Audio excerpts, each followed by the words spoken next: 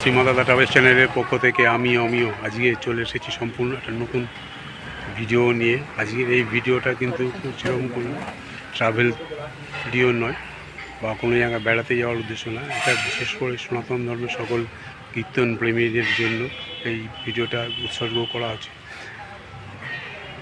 নদিয়া যুগল পতিত পাবন শ্রী শ্রী গৌর বিষ্ণুপ্রিয়া নাম সংকীর্তন 16 প্রহরব্যাপী নাম সংকীর্তন হচ্ছে কাকিনাড়া এক পরম ভক্তের বাড়িতে। আমি আজকে এখানে এসেছি সেই উৎসবে আজকে অংশগ্রহণ করার জন্য।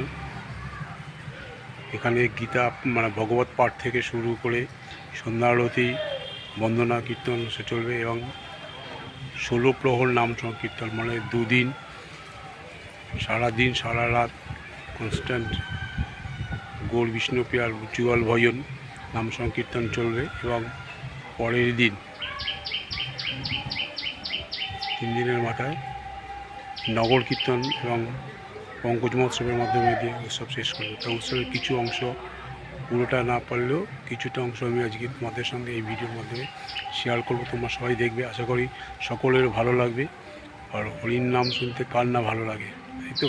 তো সেই কারণের জন্য আজকে আমি এই সুযোগটা পেয়েছি যে সকলের নাম তো সকলের কাছে সম্ভব হয়ে ওঠে না, নাম শ্রবণেও অনেকই ফল লাভ হয়। তো সেই বিষয়ে আমি বিশেষ কিছু বলবো না, তো কারণ আমি অত কিছু বলবার মতন অতটা জ্ঞান অর্জন করি। তবুও যতটা দেখছি নাম সংকীর্তন তোমাদের সঙ্গে শেয়ার করছি, দেখবেন যদি ভালো লাগে বেশি বেশি করে শেয়ার করবে। আর যারা এখনও পর্যন্ত চ্যানেলটা সাবস্ক্রাইব করেন, সাবস্ক্রাইব করে পাশে থাকবেন, তাহলে এই ধরনের ভালো ভালো ভিডিও তোমাদের সাথে আমি শেয়ার করতে থাকবো। আমি এখন নর্থ 24 পরগনার কাকিনাড়া অন্তর্গত মাদ্রাইল কদমতলা নিবাসী শ্রী শ্যামদাস কুণ্ডুর বাড়িতে প্রবেশ করছি। বাড়ির গেটের সামনে দিয়ে দেখুন কত সুন্দর করে সাজিয়েছে প্যান্ডেল মাধ্যমে দিয়ে। শুরু হয়ে গেছে ভগবত পাঠ। এই ভগবত পাঠের মধ্যে দিয়ে শুভ উৎসবের শুভ সূচনা। আপনারা একটু মনোযোগ সহকারে একটু শ্রবণ করবেন, আশা করি সকলের খুবই ভালো লাগবে। মৃত্যুর সময় আমরা দেহ কিন্তু এখানে রেখে যাব, তাই তো? আর ভগবানের কিন্তু তা নয়, নাম নামই দেহ দেহি কৃষ্ণ নাহি ভেদ, তাদের কিন্তু কোনো ভেদ নাই। হ্যাঁ, তাইলে আমরা যখন ভগবানের নাম নেই, ভগবানের নাম নেওয়া মানে ভগবানকে আশ্রিত হওয়া, তার নামই ভগবান, ভগবানের নামই ভগবান। যেই নাম সেই কৃষ্ণ। ভজনিষ্ঠা করি নামের সহিত আছে, এ কথা তো আমরা জানি, কিন্তু এ কথা মূল অর্থ কি? ভগবানের নাম, ভগবানের কিন্তু কোনো ভেদ নাই। ভগবানের যিনি নাম আশ্রয় করেন তিনি ভগবানকে, তাই ভগবান বলেছেন অন্তকালে আমাদের গতি কি হবে, অর্থাৎ এই দেহ তো আর চিরদিন থাকবে না, একদিন আমাদের চলে যেতে হবে। হ্যাঁ, আমাদের মাঝে মাঝে একথা সনাতন গোস্বামী যে প্রশ্ন করেছিল, কে আমি কেন আমার জানে দাপত্র হয়, ইহা নাই জানি আমি কি মতে এইটা হয়, সাধ্য সাধন তত্ত্ব পচিতে না জানি, কৃপা করে সব তত্ত্ব কত তো আপনি। বলছিলেন আমি কে, আমার দুঃখ কেন, এবং আমার এই দুঃখের পরিত্রাণ মহাপ্রভুর কাছে প্রশ্ন করেছেন সনাতন গোস্বামীর কাছে। প্রশ্ন আমাদের সবার, আমি কে, আমি কি জানি আমি কে? কিন্তু পূর্বে আমি কি ছিলাম? পূর্বে জন্মে আমি কি মানুষ ছিলাম, না অন্য কোনো জীবজন্তু ছিলাম, না কেমন ছিলাম, না ভক্ত ছিলাম না অভক্ত ছিলাম, না কেমন ছিলাম? আবার এই জন্মে কেমন আছি তাও তো জানি না। আবার জন্ম, এই জন্ম তো একদিন যাবে, জাতর সহিত ধ্রুবং মৃত্যু, যে জীবিত আছে তার মৃত্যু নিশ্চিত। আবার জন্ম ধ্রুব মৃতস্য চ, আবার যে মরে গেছে তার জন্ম, সুতরাং আমারও জন্ম হবে, আমার মৃত্যু হবে, আবার জন্মও হবে, কিন্তু কেমন হবে সেই জন্ম, সেটা প্রশ্ন আমাদের কিন্তু মনে আসতেই হবে। ভগবান তার শ্রীমুখে বলেছেন অন্তকালে চ মামেব শরণং মুক্তা কলেবরম য প্রয়াতি সে মত ভাব জাতি। স্পষ্ট করে সুন্দর করে বলেছেন, কি বলেছেন? অন্তকালে চ, অন্তকালে কি মানে মৃত্যুর সময়, মামেব শরণং, আমার কথা স্মরণ করতে করতে মুক্তা কলেবরম, অর্থাৎ কলেবর কি?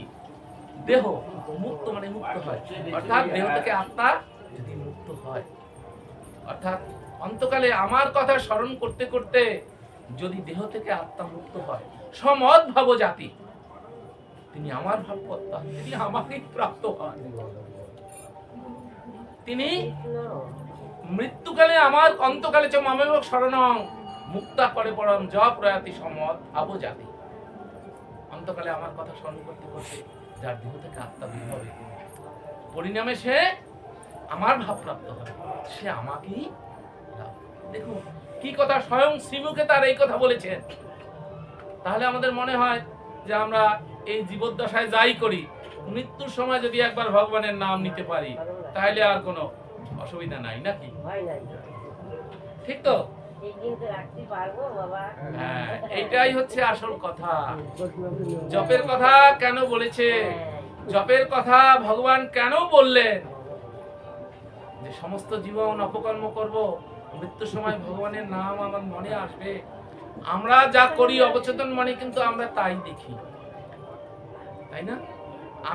আমি যখন স্বপ্ন দেখি অবচেতন মনে, তখন আমরা যা যা করি তাই দেখি, অন্য কিছু দেখি না।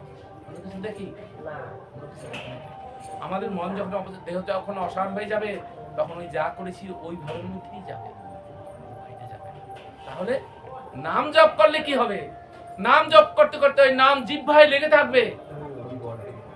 নাম জপ করতে করতে জিহ্বারে এমন অভ্যাস হবে যে নাম না, যারা নাম নেয় দেখবেন তারা নাম ছাড়া বাঁচে না, তাদের জিহ্বায় ওই নাম লেগে থাকবে। তাই শ্রীদাদা বললেন নাম জপ, নাম জপ। শ্রীদাদার কাছে একজন ব্যক্তি এসে একবার বললেন, দাদা ভগবান যে আছে এটা আমি কেমন করে বুঝবো? শ্রীদাদা বললেন, বুঝবে কি করে বুঝবে? বলছি প্রতিদিন 16 মালা জপ করবে, এইরকম 6 মাস তুমি জপ করো, করার পরে তোমার কি উপলব্ধি হয় তুমি এসে বলো। তোমার উপলব্ধি হবে ভগবান আছে। কি কথা বললেন! সুতরাং আমরাও যদি মৃত্যুর সময় যদি এই জিহ্বায় এখন নাম নিতে নিতে নিতে যিনি নিয়মিত নাম জপ করেন, তিনি বুঝতে পারবেন যে যেদিন নাম নেওয়া হয় না, মালা ধরা হয় না, সময় নেই, কিন্তু জিহ্বায় নাম এসে যায়, ঠিক ওই সময় জিহ্বায় নাম আসবেই। ভগবান সেই কথাই বলেছে, আমার কথা স্মরণ করো, হ্যাঁ তুমি আমাকেই পাবে, অন্তকালে তুমি আমাকেই পাবে। তবে এই অভ্যাস আমাদের গুরুর কাছে আমরা কি শিখি? গুরু আমাদের এই শিক্ষা দিবেন যেন আমরা নামাশ্রয় হই। মহাপ্রভু যখন পূর্ববঙ্গে যান, জানেন লক্ষ্মীপ্রিয়াকে বিবাহ করার পরে মহাপ্রভু লক্ষ্মীপ্রিয়াকে রেখে পূর্ববঙ্গে গিয়েছিলেন, তাই তো? পূর্ববঙ্গে যখন গেছিলেন তার পূর্বেই ওখানে তপন মিশ্র নামক এক ভক্ত ছিলেন। তপন মিশ্র তিনি সাধ্য সাধন তত্ত্ব নির্ণয় করতে পারছিলেন না, যে কলি জীবের সাধ্য সাধন তত্ত্ব কি হবে। উনি সাধ্য সাধন তত্ত্ব নির্ণয় করতে না পেরে উনি সন্দিহান হয়ে গেলেন যে আমি সাধ্য সাধন তত্ত্ব কি করে করব। তখন ওনাকে এক দেবতার স্বপ্নে দর্শন দিয়ে বলেন যে মহাপ্রভু স্বয়ং, যিনি কৃষ্ণের অবতার, যিনি রাধা কৃষ্ণ মিলিত তনু, আমার গৌর সুন্দর, তিনি পূর্ববঙ্গে আসছেন, তুমি তার শরণাগত হও। তুমি তার শরণাগত হলে তুমি সাধ্য সাধন তত্ত্ব জানতে। মহাপ্রভু যখন পূর্ববঙ্গে যান, তখন তপন মিশ্র এসে মহাপ্রভুর চরণে পড়েছে, প্রভু আমি অধম, আমি সাধ্য সাধন তত্ত্ব কিছু সাধ্য সাধন তত্ত্ব পুছিতে না জানি, কৃপা করে সব তত্ত্ব অবগত। তুমি কৃপা করে বলো প্রভু, আমি অধম, আমি প্রশ্ন করতে জানি না, তুমি কৃপা করে আমাকে বলো কলি জীবের সাধ্য সাধন কি। তখন মহাপ্রভু বললেন,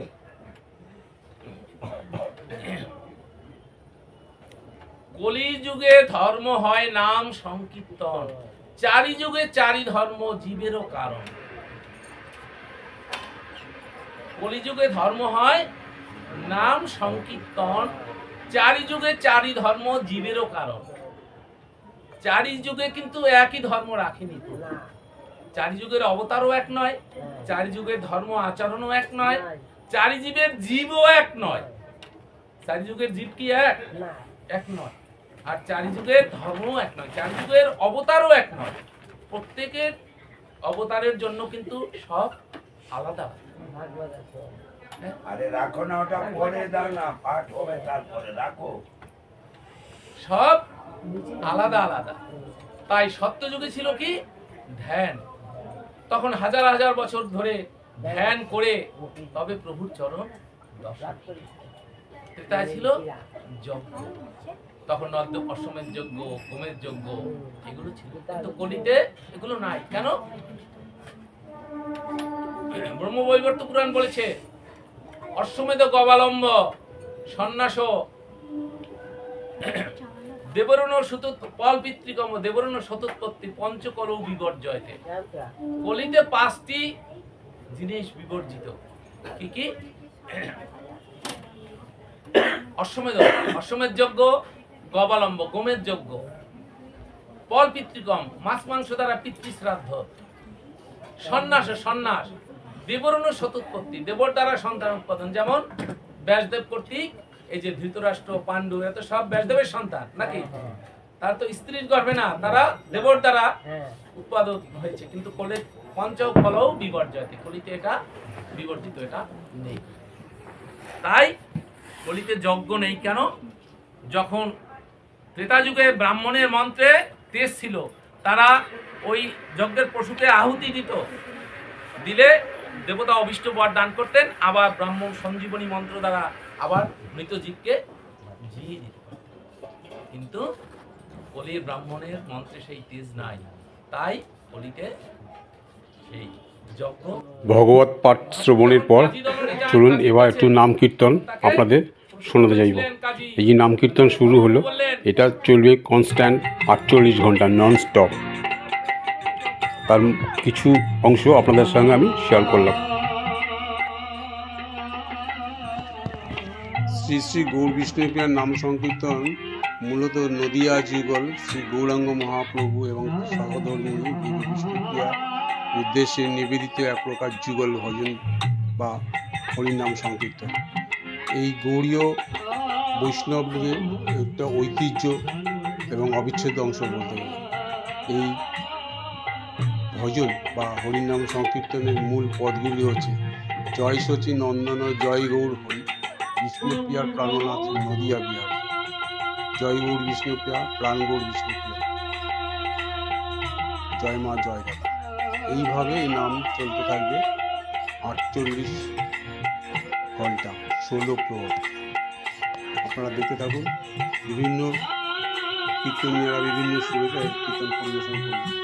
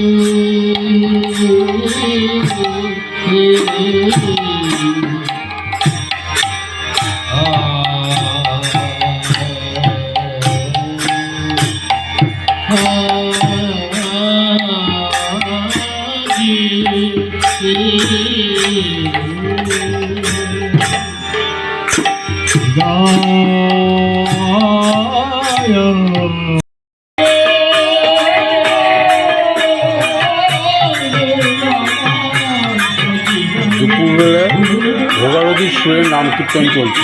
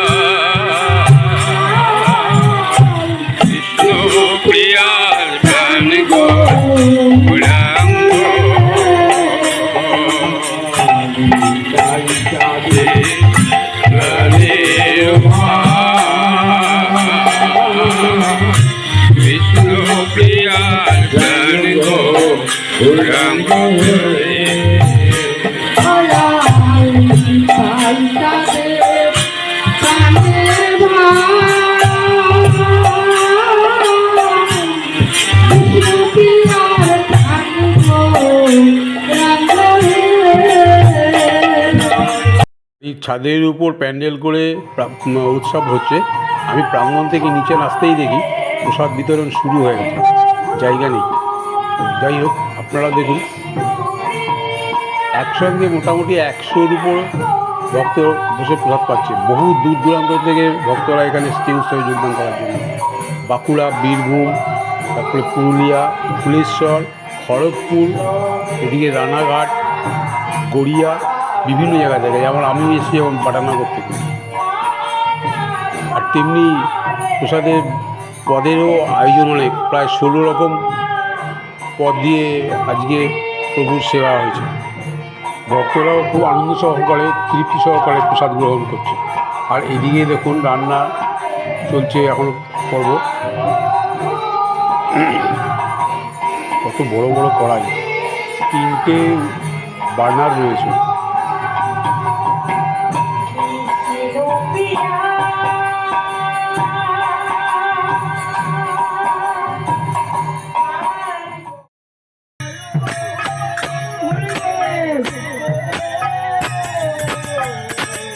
এখন আপনারা দেখছেন সন্ধ্যা আরতির কিছু পর্ব।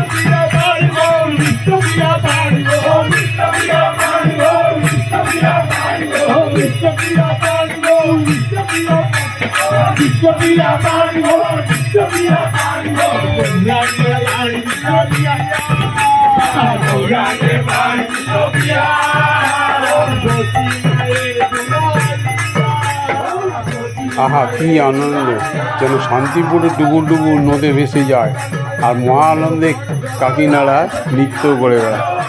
শুধু একবার বলুন জয় গৌর বিষ্ণুপ্রিয়া।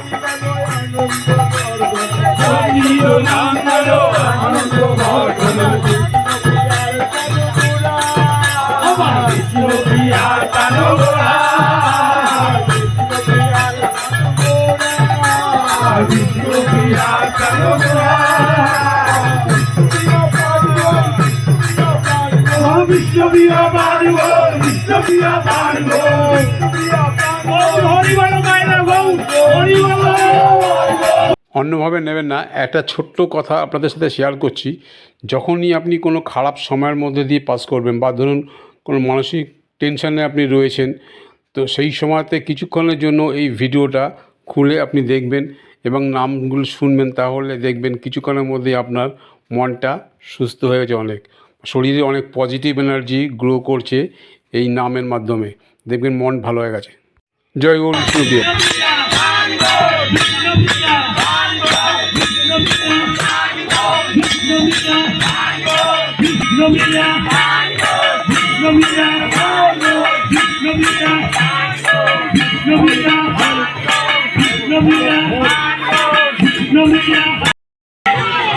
সন্ধ্যাবতী হয়ে যাওয়ার পর যখন ভক্তদের সেবা হচ্ছে, ফুচকা আরতি দিয়ে নিজজন বোধে সেবা করলে প্রভু পিয়াজিকে সব কিছু দিয়ে সেবা দেওয়া যায়। তাই এরাও দেখুন সব এইসব কিন্তু প্রসাদ, ঘুগনি ফুচকা দারুণ ব্যাপার।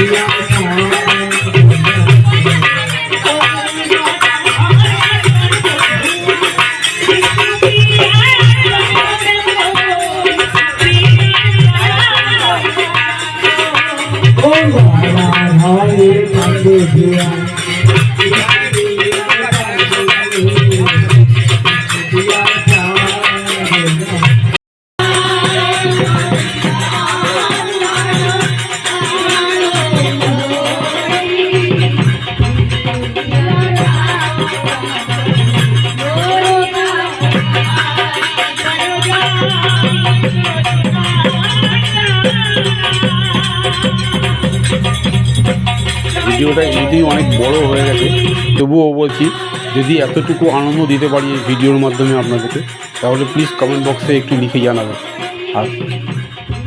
আর যারা চ্যানেলটা অলরেডি সাবস্ক্রাইব করেছেন তাদেরকে অসংখ্য অসংখ্য ধন্যবাদ জানাই।